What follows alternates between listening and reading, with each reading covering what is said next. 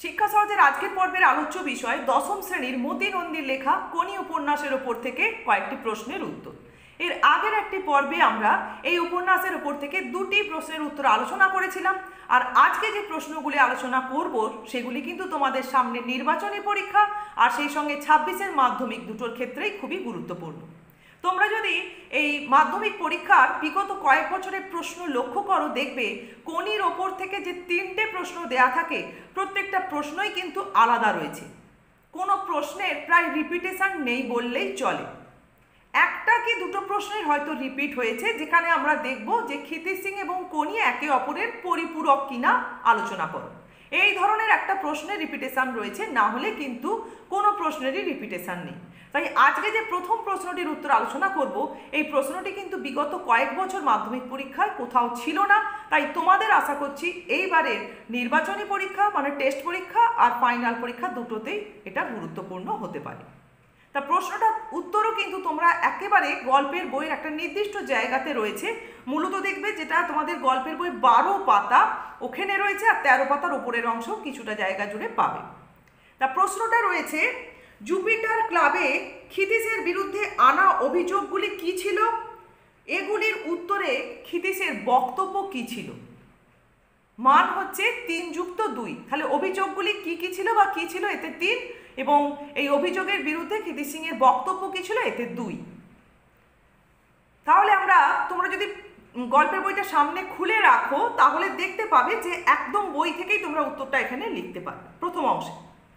তাহলে আমরা দেখি যে মতি নন্দীর লেখা কোনি উপন্যাসে জুপিটার ক্লাবের সাঁতারুরা ক্ষিতিশ সিংয়ের বিরুদ্ধে, প্রশিক্ষক ক্ষিতিশ সিংয়ের বিরুদ্ধে যে অভিযোগগুলি এনেছিল তা কিন্তু সত্য ছিল, কিন্তু তাতে স্পষ্ট হয়ে ওঠে ক্রীড়া রাজনীতি।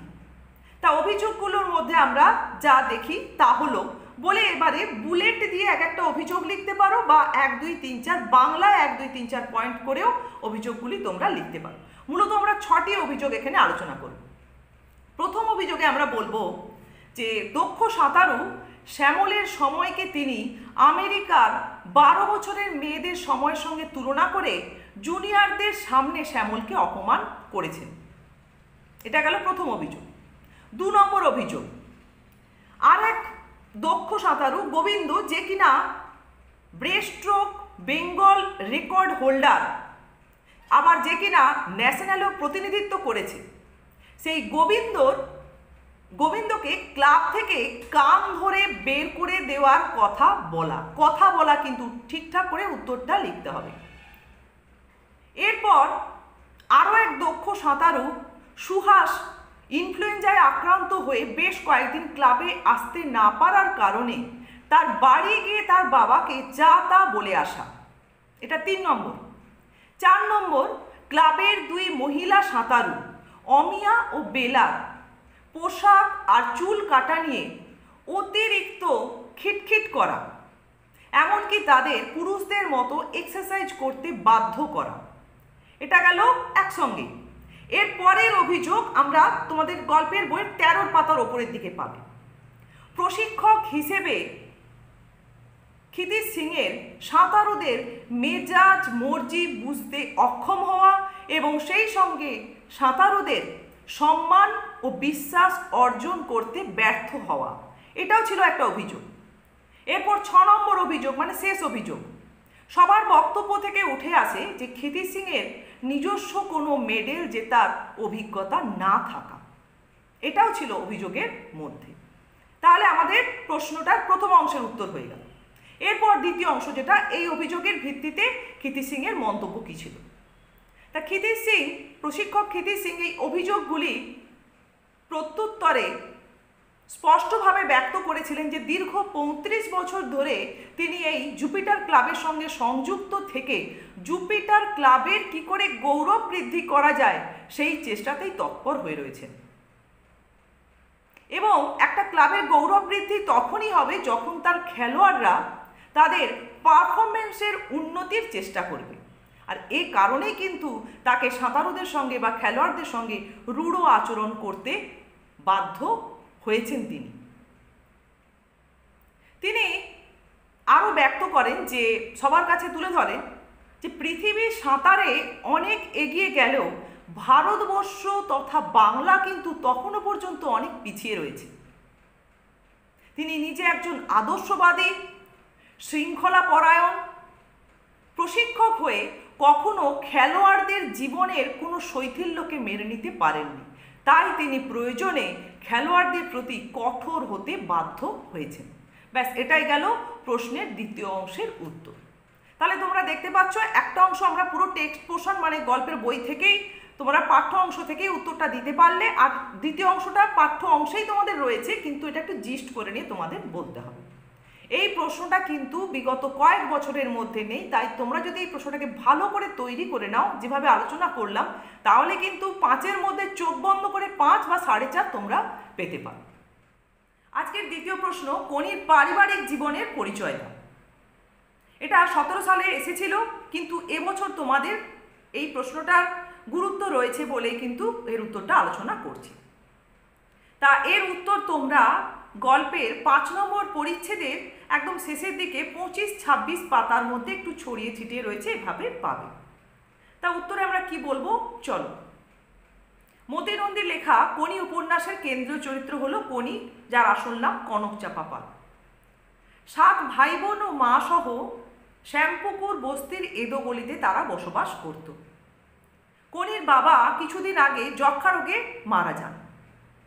কোনির মেজ ভাই ইলেকট্রিক তারে আঘাত পেয়ে মারা যায়, আর সেজ ভাই কাঁচরাপাড়ায় পিসির বাড়িতে থাকে। কোনির পরে 2 বোন ও 1 ভাই রয়েছে। কোনির বড়দা হলো কমল।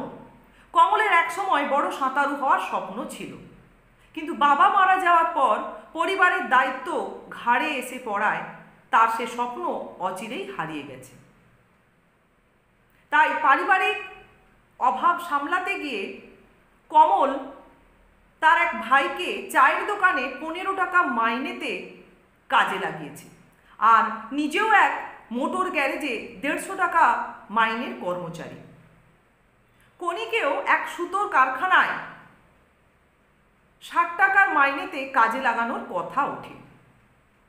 তবে কাহিনীতে আমরা দেখি যে কোনির সাঁতারের দায়িত্ব এবং কোনির সমস্ত রকম দায়িত্ব ক্ষিতিশ সিং যেহেতু গ্রহণ করেছিলেন, এবং সে বিষয়ে কোনির দাদা কমলের সম্মতিও তিনি নিয়েছিলেন, কিন্তু কোনির দাদা কমল হঠাৎই মারা গেলে ক্ষিতিশ সিং কিন্তু তাদের পরিবারের পাশে এসে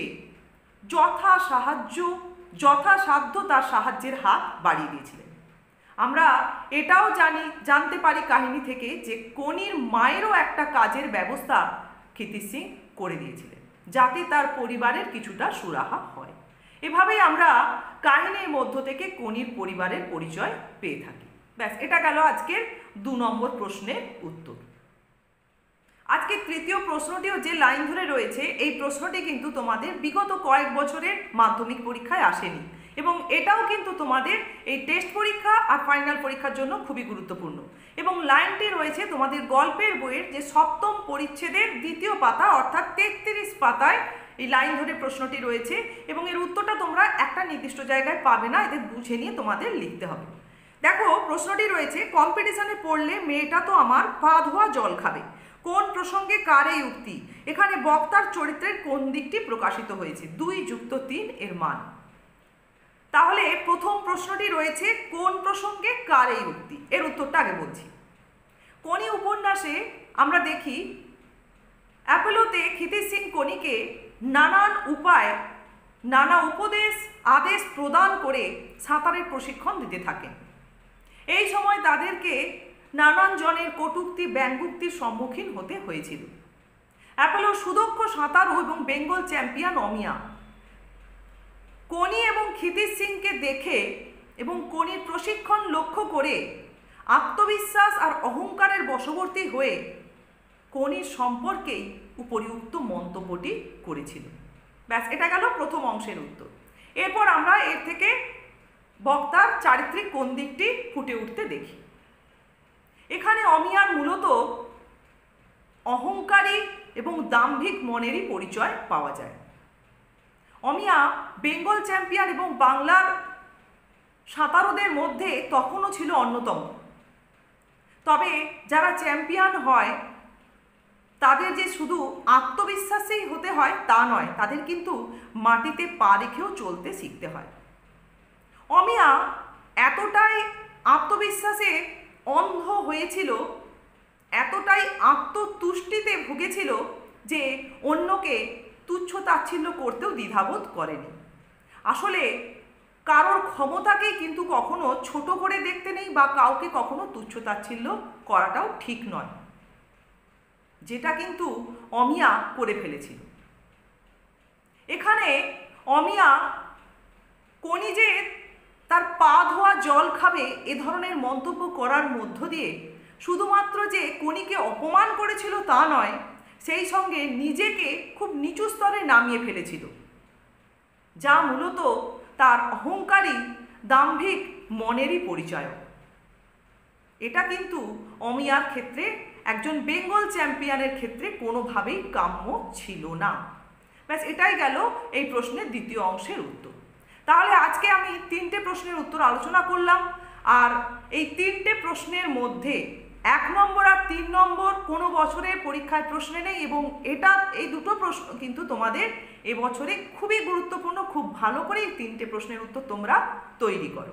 আজ তাহলে এতটাই তোমাদের কাছে প্রশ্ন উত্তরের আলোচনা হলো।